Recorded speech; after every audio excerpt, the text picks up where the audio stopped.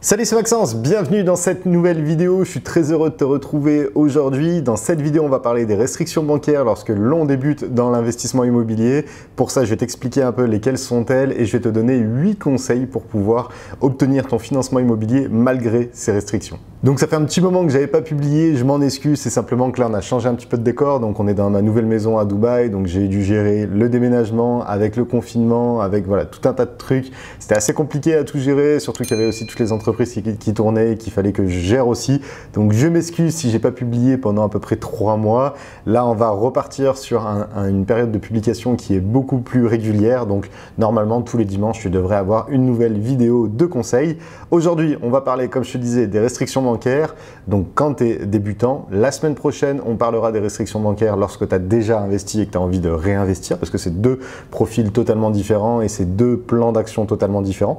Donc pour commencer, on va parler déjà des restrictions bancaires. Donc lesquelles sont-elles? Tu as dû le remarquer, si tu cherches un prêt immobilier, que tu sois déjà investisseur ou non, les banques sont devenues de plus en plus pointilleuses, font beaucoup plus attention à pas mal de paramètres, notamment l'endettement. Donc il faut faire quand même assez attention à l'endettement parce qu'elle fait très attention maintenant à l'endettement et elle prête, les banques prêtent beaucoup moins aussi de manière générale. Ensuite, il y a l'apport ou au minimum l'épargne. Elles vont faire d'autant plus attention à ce que tu es au minimum de l'épargne, même si tu ne vas pas le mettre en apport. Un apport, c'est toujours mieux, on va dire, si tu peux l'avoir. Si tu ne l'as pas, essaye au moins d'avoir une épargne de sécurité. Pourquoi? Parce qu'elle a dû voir aussi, durant le confinement, de nombreuses personnes qui ont eu des problèmes d'argent. Voilà, parce que si tu n'as pas beaucoup d'épargne de côté, de fonds de sécurité, que tu t'es retrouvé peut-être au chômage ou autre, elles ont dû voir des cas assez uniques et assez extrêmes. Donc, les banques vont faire de plus attention à l'issue, enfin tout au long de cette année, pour essayer vraiment de minimiser les risques lorsqu'elles vont donner des prêts immobiliers, parce que je pense qu'il y a eu beaucoup de défauts de paiement et il y en aura d'autant plus s'il y a un deuxième confinement. Donc fais bien attention, la banque va être d'autant plus vigilante sur la sécurité de manière générale, la sécurité au niveau de toi personnellement, la sécurité au niveau de ton travail, donc quel est le secteur d'activité dans lequel tu travailles et est-ce qu'il est sujet à une éventuelle crise ou non.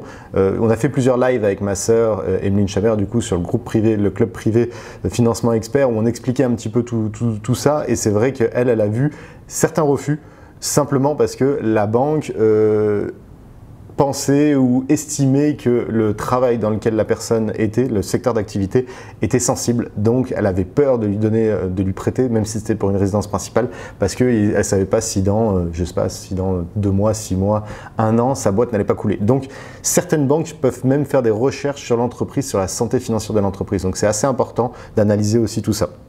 Donc comme je te disais, au niveau personnel, tu as l'apport, l'épargne qui est très important et tu as aussi le taux d'endettement qui reste quand même très important et ils font beaucoup plus attention à ça. Autre point aussi qui est intéressant, c'est comment est-ce que tu as réagi par rapport au confinement, par rapport à ta baisse peut-être d'activité, à la baisse de tes revenus professionnels si tu en as eu. Comment est-ce que financièrement, est-ce que tu as réagi? Est-ce que tu as été dans le rouge et que c'était vraiment la galère pendant ces 2-3 mois de confinement, avant, après confinement et ainsi de suite? Ou est-ce que ça va, tu t'en es plutôt bien sorti? Ça va être vraiment une métrique, étant donné que c'était une situation qui était inédite, ça va vraiment être une métrique qui va permettre de mettre la puce à l'oreille à la banque si oui, tu es un bon profil parce que tu as bien su gérer cette période de crise, ou à l'inverse, non, si tu n'as pas su bien la gérer. Et comme disait Warren Buffett, c'est quand la marée se retire qu'on voit ceux qui sont à poil. C'est exactement ça, c'est comment est-ce que tu réagis par rapport à des crises comme ça? Est-ce que tu t'en sors plutôt bien, donc est-ce que tu gardes ton maillot de bain, ou est-ce qu'à l'inverse, tu es complètement à poil et du coup, c'est hyper compliqué pour toi. Donc voilà, c'est vraiment très important et la banque maintenant va analyser d'autant plus tous ces environnements et aussi le projet immobilier en lui-même. Mais ça, limite, ça viendra dans un second temps. Vraiment, le premier temps, c'est toi, ta personne, étant donné que c'est sur toi qu'il y aura le prêt immobilier. Voilà du coup pour ce qui était des grandes lignes. Maintenant, passons aux 8 conseils que je te recommande du coup d'appliquer lorsque tu veux souscrire à un premier prêt immobilier, lorsque peut-être tu as trouvé une bonne affaire là après le confinement et du coup tu as envie vraiment d'obtenir un prêt immobilier. Peut-être que tu galères en ce moment, peut-être que tu es simplement en phase de recherche. Donc vraiment, ces 8 conseils, je pense qu'ils vont vraiment être très très importants. Et le 8e d'ailleurs, tu verras qu'il n'est pas forcément, c'est peut-être pas celui auquel tu t'attendais. Donc reste bien jusqu'à la fin parce que ça va être vraiment très intéressant. Et d'ailleurs, si ce n'est pas encore fait, n'hésite pas à t'abonner immédiatement pour recevoir toutes les nouvelles vidéos. Et si tu veux aller aussi plus loin avec moi, n'hésite pas à regarder dans la description. Il y a 3 formations qui sont totalement offertes. Une sur le financement, ce qui tombe bien, c'est en relation avec cette vidéo. Une sur les immeubles de rapport que j'ai faite avec Fred. Et une où je te partage et je te montre comment mettre en application toutes les stratégies rentables à mettre en place en 2020 pour être sûr de réussir dans l'investissement immobilier. Passons au tout premier conseil qui est de gérer parfaitement son argent. C'est vraiment l'idée d'avoir un bon money management, de savoir bien gérer son argent et d'éviter d'être dans le rouge, premièrement. Pourquoi? Parce que le fait d'être dans le rouge, c'est que ça va envoyer des signaux négatifs à la banque. Si tu es dans le rouge, et malheureusement, la banque va le voir et elle va se dire quoi?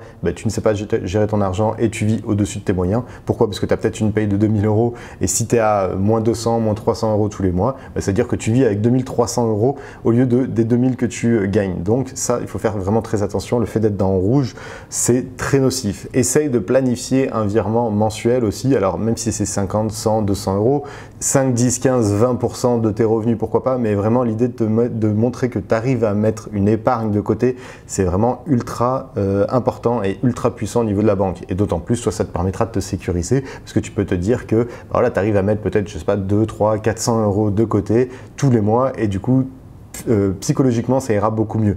Et si ton projet coûte l'équivalent d'un crédit à 2, 3, 400 € par mois, tu pourras montrer que au pire des cas, si vraiment il n'y a personne qui est dans cet investissement immobilier, toi tu peux subvenir à ça parce que tu arrives à mettre l'équivalent de cette future mensualité de côté. Donc comme ça minimise vraiment les risques. Essaye aussi le plus vite possible de te créer une épargne de sécurité. Ça c'est hyper important. Pourquoi? Parce que comme on l'avait vu pendant le confinement, il y a des personnes qui ont eu vraiment des difficultés financières pendant le confinement parce qu'elles ont eu leur revenu qui était sur pause ou complètement annulé parce qu'elles ont perdu leur job. Et du coup, il faut vraiment avoir une épargne de sécurité. Idéalement, c'est 6 mois. Comme ça, tu es vraiment tranquille. Donc 6 mois de frais de vie. Si tu es avec 2000 € par mois, que tu aies 12 000 € de côté, c'est vraiment l'idéal. Alors, je dis pas que c'est facile, surtout si tu débutes dans l'investissement immobilier, dans ta carrière professionnelle. Dans ce cas-là, si tu n'y arrives pas, essaye de planifier au moins un virement mensuel, de montrer que tous les mois, tu t'enrichis entre guillemets un maximum, que tu arrives à stocker un petit peu d'argent, parce que c'est vraiment ça qui va faire la différence. C'est comment est-ce que tu réagis face à combien tu gagnes. Donc la gestion de ton argent, c'est vraiment très très important. Essaye aussi d'avoir de côté, alors que ce soit ton épargne de sécurité ou non, au moins l'équivalent de l'apport. Pourquoi? Parce que tu vas montrer à la banque que tu peux potentiellement avoir cet apport, même si tu n'es pas obligé de le mettre parce que c'est bien rentable. Voilà, parce que j'ai fait d'autres vidéos à ce sujet qui l'expliquent aussi comment ne pas mettre d'apport dans un projet. Mais le fait d'avoir l'équivalent de cet apport, c'est que ça peut être intéressant au niveau de la banque. Elle va se dire, ok, au pire des cas, il a de l'apport. Au pire des cas, tu peux le nantir, donc tu peux le mettre sur un placement bloqué pendant un certain nombre d'années. Bon, c'est pas le plus adapté, mais c'est une possibilité, ou sinon tu peux le mettre en apport si vraiment c'est un bon projet que tu n'as pas envie qui te passe sous le nez. Donc ça, c'est vraiment très important. C'est de manière générale, comment est-ce que tu gères ton argent au quotidien? Est-ce que tu as des prêts conso? Est-ce que tu mets de l'argent de côté? Est-ce que tu es souvent dans le rouge? Est-ce que tu payes souvent des agios? Parce qu'il faut faire attention, tu vas payer tes agios, c'est pas immédiatement une fois après avoir été dans le rouge. C'est 1 ou 2 mois, je sais plus exactement combien de temps.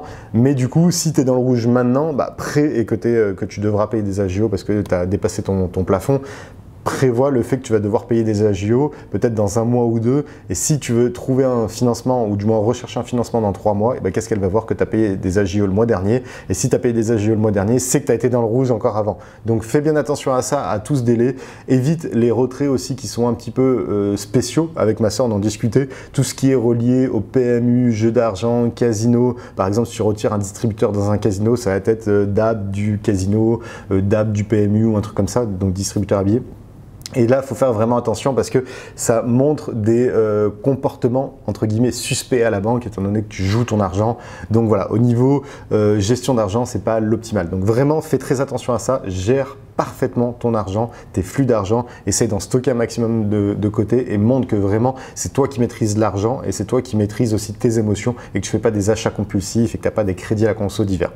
Deuxième point, c'est d'avoir une situation professionnelle stable. Alors ça ne veut pas dire qu'il faut absolument avoir le CDI, ça veut surtout dire que tu as une stabilité dans ta carrière professionnelle. C'est-à-dire que même si tu es intermittent du spectacle, même si tu es intérimaire, si tu arrives à pouvoir justifier que les 2-3 dernières années, tu as une activité professionnelle qui tu es stable, avec des revenus professionnels qui sont stables, et bah du coup ça te permettra d'obtenir plus facilement un financement. J'ai des amis que j'ai coachés au tout début et maintenant qui s'en sortent très très bien. Ils ont acheté beaucoup d'appartements sur Lyon en plus, qui est un marché immobilier qui vaut relativement cher. Ils en sont à leur 4e je crois, alors qu'ils sont tous les deux intermittents du spectacle. Donc comme quoi c'est pas du tout impossible, c'est juste que peut-être que la faiblesse c'était l'intermittence du spectacle, mais le gros avantage c'est qu'ils signaient des contrats sur contrat pendant plusieurs années. Ils ont réussi à justifier pendant 5 ou 6 ans qu'à chaque fois qu'ils avaient une coupure, c'était l'équivalent de 4-5 semaines de congé par an. Donc même s'ils ne sont pas forcément payés. Mais voilà, l'idée c'est de montrer que tu arrives aussi à maîtriser ta situation professionnelle et qu'elle soit stable. Et pareil, si tu es en CDI, bah, c'est l'idéal.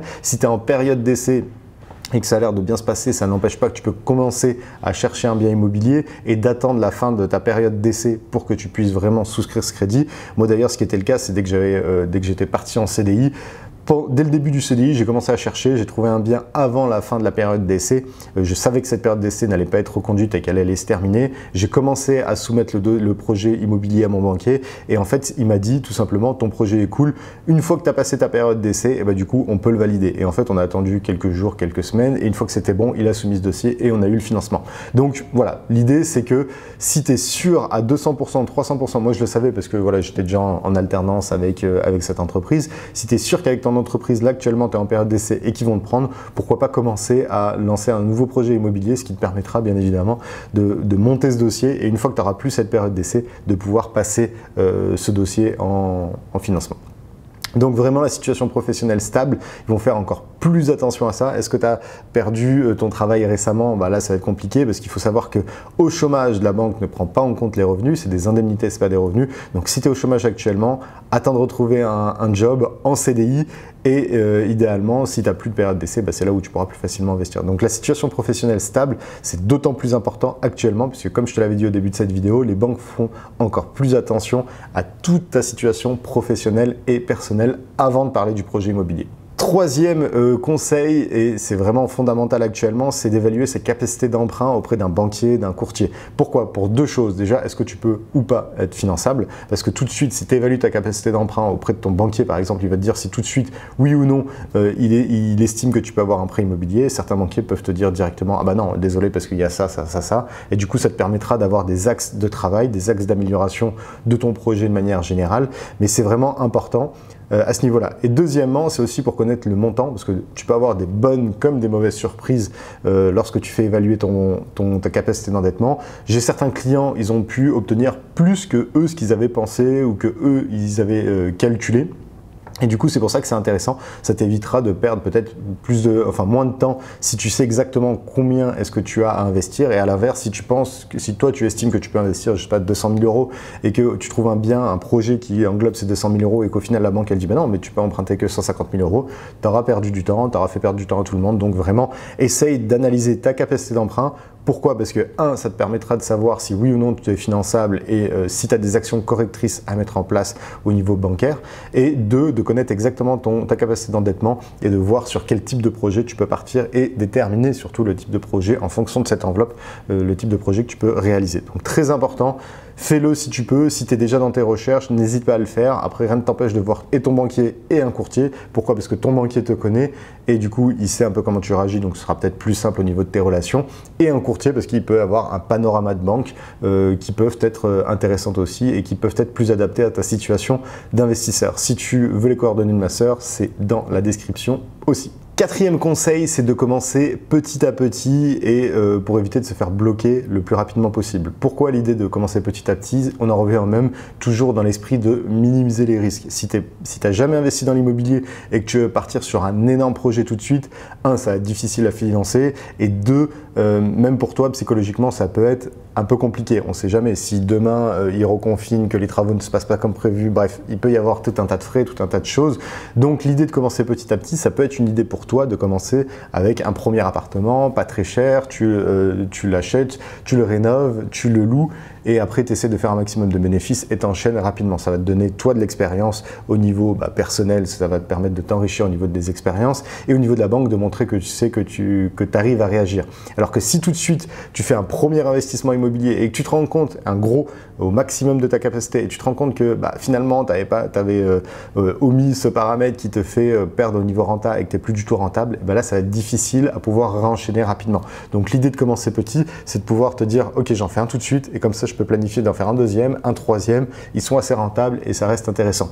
Donc l'idée de commencer petit, c'est pas forcément une mauvaise idée lorsque tu commences à investir dans l'immobilier, d'autant plus pendant cette période qui est un peu difficile, un peu délicate, où les banques prennent moins de risques. Donc vu qu'elles vont te prendre moins de risques, si tu commences plus petit, elles aussi prendront moins de risques à ce niveau-là.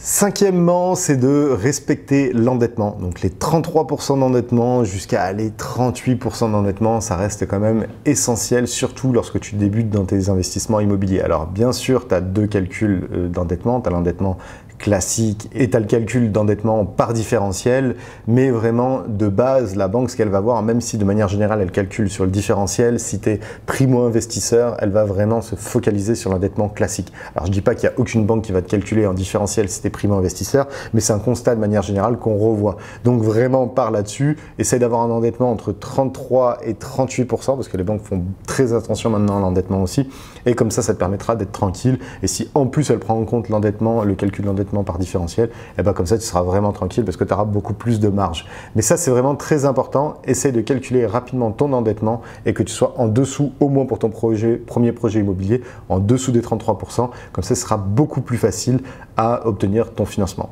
Sixième conseil, qui est un conseil qui revient très souvent et que je partage très souvent, c'est d'utiliser ta carte de la résidence principale si tu ne l'as pas. Pourquoi? Parce que du coup, comme je disais au début de cette vidéo, l'idée c'est de dire la banque veut minimiser un maximum de risques, et si tu parles directement alors que tu n'as pas ta résidence principale à un banquier et que tu veux faire un investissement locatif avec un locataire, tu as une tierce partie qui rentre en compte qui est le locataire et que la banque maîtrise moins. Pourquoi? Parce que si demain elle ne paye pas, du coup ça peut t'engendrer toi des difficultés de paiement et vice versa. Donc si tu sens que tu as fait ta première banque, ta deuxième banque, que ça commence à bloquer parce que du coup tu n'as pas ta résidence principale, que tu as toujours le même argument de si vous avez votre résidence principale, du coup revenez nous voir et là ce sera bon, pourquoi pas essayer de parler de ça, de ta résidence principale. Là où il faut faire attention, c'est deux choses. Premièrement, que cette résidence principale soit cohérente. En gros, si tu es une famille avec 3 enfants et que tu veux acheter un studio pour faire de l'investissement, c'est pas du tout cohérent en résidence principale. Par contre, si tu veux acheter l'équivalent d'une colocation, 3, 4, 5 chambres et que tu es une famille, c'est tout à fait cohérent. Si tu es un jeune couple et que tu veux acheter un T2, un T3, un T4, ça reste cohérent aussi tant que tant que ton endettement est bon aussi. Donc ça peut être très intéressant au niveau de jouer la carte de l'ARP. Et deuxième point qu'il faut faire attention, c'est le type de prêt auquel tu vas souscrire. Tu as des prêts PASS, tu as des prêts à taux zéro, tu as des prêts très spécifiques avec des avantages. Il faut savoir que lorsque tu as des avantages, tu as aussi des inconvénients. Et les inconvénients, c'est que très souvent, les prêts PASS, prêts accessibilité sociale ou ce genre de prêts, tu as des contreparties. C'est-à-dire que tu ne peux pas le louer pendant 7-8 ans, tu ne peux pas le revendre facilement et ainsi de suite. Donc, essaye d'obtenir, par contre, si c'est pour un prêt, une résidence principale, un prêt classique, un prêt habitation classique, et ne pas essayer d'obtenir de nombreux avantages parce que du coup, il y a toujours des contreparties. Septième conseil, c'est vraiment de monter un dossier bancaire béton. Alors pourquoi je dis béton et encore plus maintenant? Autant en 2019, 2018, c'était assez simple d'obtenir un financement, tu apportais un projet qui était un petit peu rentable, tu avais un peu d'argent de côté, un CDI, c'était parti, on y allait et c'était très simple. Là, c'est beaucoup plus compliqué, comme je te l'avais dit, toujours une question de risque. Il faut vraiment partir avec cette notion de risque au niveau de la banque, et du coup, plus tu as monté un dossier bancaire béton, mieux ce sera. Alors, on a fait des vidéos aussi avec ma sœur Emeline Chabert qui est courtière immobilière. Tu les trouveras dans la description, dans la formation gratuite. N'hésite pas d'ailleurs à t'inscrire et on t'explique comment est-ce que tu peux monter un dossier bancaire béton, parce que le dossier bancaire, c'est pas uniquement au niveau de ton investissement immobilier. C'est aussi au niveau, comme je te disais, de toi personnellement. Qui t'es, qu'est-ce que tu fais, quelle est ta situation professionnelle, quel est ton patrimoine financier, est-ce que tu as des placements, est-ce que tu as des choses comme ça. Donc ça, c'est vraiment important. de le montrer aussi avant maintenant ton projet immobilier, parce que vraiment la situation personnelle c'est ce qui va être déterminant. Donc montre vraiment un dossier béton de manière générale. Et d'ailleurs il y avait un point qui était assez intéressant. Une personne avant de rejoindre le club privé financement expert a fait, je sais pas, peut-être une vingtaine, je me souviens plus exactement, une vingtaine de rendez-vous bancaires et a eu plus de 20, enfin à chaque fois elle a eu des refus. Pourquoi? Parce qu'elle le montait un peu pas comme il fallait, pas vraiment comme ce que les banques attendaient, ce dossier bancaire vraiment béton.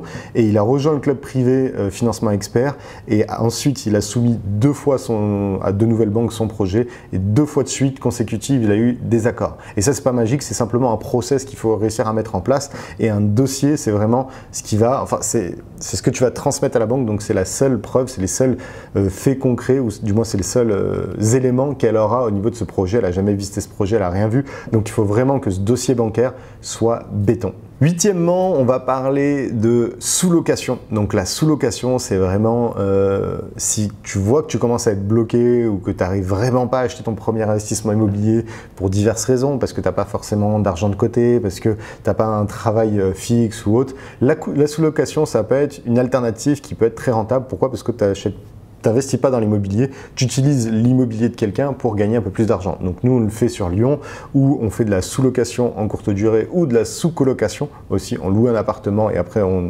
sous-loue les chambres. Ça il faut faire attention parce qu'il faut se faire accompagner soit par un avocat pour qu'il te réalise les contacts, soit nous on a réalisé une formation dans le club privé investisseur libre. Tu as accès à toutes ces informations là, au statut de la société qui fait de la sous-location ou autre. Mais la sous-location c'est vraiment quelque chose qui va te permettre de gagner de l'argent avec l'immobilier sans investir dans l'immobilier, et tu auras 2 avantages là-dessus. Un, tu vas prendre de l'expérience pour toi dans l'immobilier, dans la gestion de manière quotidienne. Tu vas aussi gagner en crédibilité au niveau du banquier parce que tu vas montrer que tu sais gagner de l'argent avec l'immobilier, mais que pour toi tu ne pouvais pas le faire tout de suite et du coup tu as fait ça enfin tu as commencé à gagner de l'argent immobilier parce que tu ne pouvais pas investir de ton côté. Donc ça c'est hyper important. Et deuxièmement, c'est que tu vas gagner aussi de l'argent. Donc vu que tu vas gagner de l'argent, tu pourras essayer d'en mettre un maximum d'argent de côté pour éventuellement avoir un fonds de sécurité, de l'apport pour ton prochain projet, réduire tes endettements si tu veux faire des remboursements anticipés si tu as d'autres projets. Bref, la sous-location c'est vraiment hyper important lorsque tu commences à être bloqué, que tu es déjà investi ou non dans l'immobilier. C'est une solution qui peut être très bien. Par contre, fais très attention à la sous-location. C'est une profession, enfin c'est une activité qui est quand même un minimum encadrée, donc il faut que tu signes le bon contrat, il faut que tu aies les bonnes autorisations, il faut que tu fasses le bon type de structure. Si tu veux plus d'infos, n'hésite pas à regarder dans la description dans tous les cas.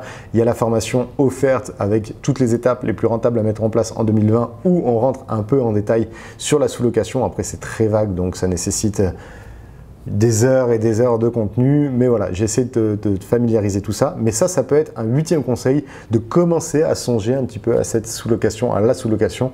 J'ai un ami d'ailleurs que j'avais coaché et qui ne pouvait pas investir dans l'immobilier parce qu'il était revenu en France, il n'avait pas retrouvé de CDI et il n'avait pas forcément envie de trouver un CDI, donc il s'est lancé dans la sous-location, ça cartonne et du coup maintenant il peut lui aussi obtenir des financements même s'il n'a pas ce fameux CDI.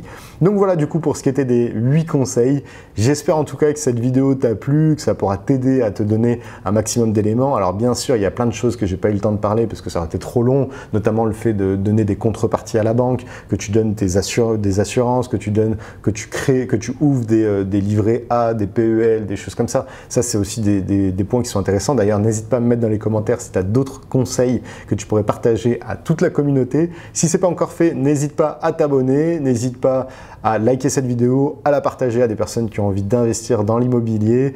Et moi, je te dis à très vite pour de prochaines vidéos. Ciao, ciao!